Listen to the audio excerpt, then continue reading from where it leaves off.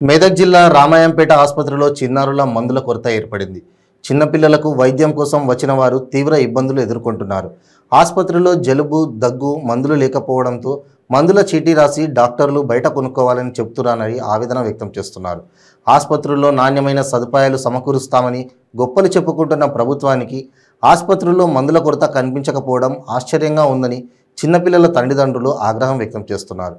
కేవలం పారాసిటమాల్ మందులు మాత్రమే ఇస్తున్నారని, ఇప్పటికైనా వైద్య ఆరోగ్య శాఖ అధికారులు స్పందించి ఆసుపత్రిలో మందుల కొరత లేకుండా చూడాలని కోరుతున్నారు.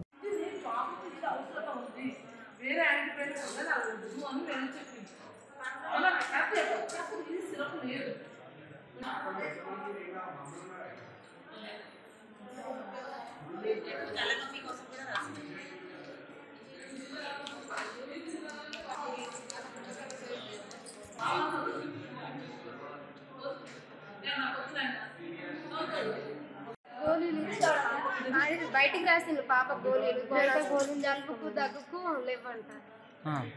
ఒక జ్వరం తనకైతే ఒకటి ఇచ్చిండ్రు, బయటికి రాసిండ్రు పాపకు గోళీలు. ఇప్పుడు ఇంకేం లేవన్నారు. ప్రాబ్లం ఏమైందా? బాగా దగ్గు జలుబు అయిపోయింది, జ్వరం వచ్చింది. ఒక జ్వరం తనకుంటే జలుబుకి ఏం లేవన్నారు. వేరే మందులు లేవన్నారా?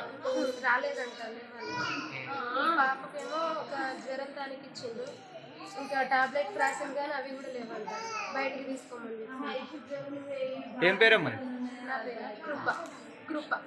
గవర్నమెంట్ హాస్పిటల్కు చిన్నపిల్లలను తీసుకొని వస్తే జ్వరం, సర్ది, దగ్గు అని చెప్తే ఓన్లీ పారాసిటమాల్ మాత్రమే ఇక్కడ మెడికల్లో దొరుకుతున్నది. మిగతా అది బయట తీసుకోమని చెప్తున్నారు. మా బాబుని తీసుకొని వచ్చినది ఇప్పుడే నేను. అయితే ఇట్లా ఎంతమంది బీద వాళ్ళు వస్తూ ఉంటారు ఈ హాస్పిటల్కి, గవర్నమెంట్ హాస్పిటల్కి. మరి ఎంత బయట ప్రాబ్లం అవుతుంది కదా, వాళ్ళకి గతి లేకనే ఇక్కడికి హాస్పిటల్కి వచ్చి చూపించుకుంటారు. బయటకు రాసిస్తే ఎలా, పేదవాళ్ళు ఎలా బ్రతకాలి? అక్కడ నుంచి పెద్ద పెద్ద వాళ్ళు వచ్చి గవర్నమెంట్ హాస్పిటల్ని ఈ పోస్టులు అన్ని డాక్టర్లు పంపిస్తున్నాం, ఇన్ని డాక్టర్లు పంపిస్తున్నాం అని చెప్పేసి అంటారు. ఎంతమంది డాక్టర్లు వచ్చినా కానీ మందులు గతి లేకపోతే ఏడికి పోవాలి? ఇక్కడనేమో నర్సులు కానీ అక్కడ మేడం మీకు టాబ్లెట్లు లేవని చెప్పేసానంటే మేడం నర్సులు కానీ ఇక్కడ ర్యాష్గా మాట్లాడే పరిస్థితి ఇక్కడ ఉన్నది. పేషెంట్లను బెదిరిస్తూ ఉన్నారు. ఇది ఎంతవరకు కరెక్ట్ అని నేను అడుగుతా ఉన్నాను. ఇకనైనా ఈ హాస్పిటల్ సరైన మందులు, సరైన డాక్టర్లు వస్తే బాగుంటుందని కోరుతా ఉన్నాను.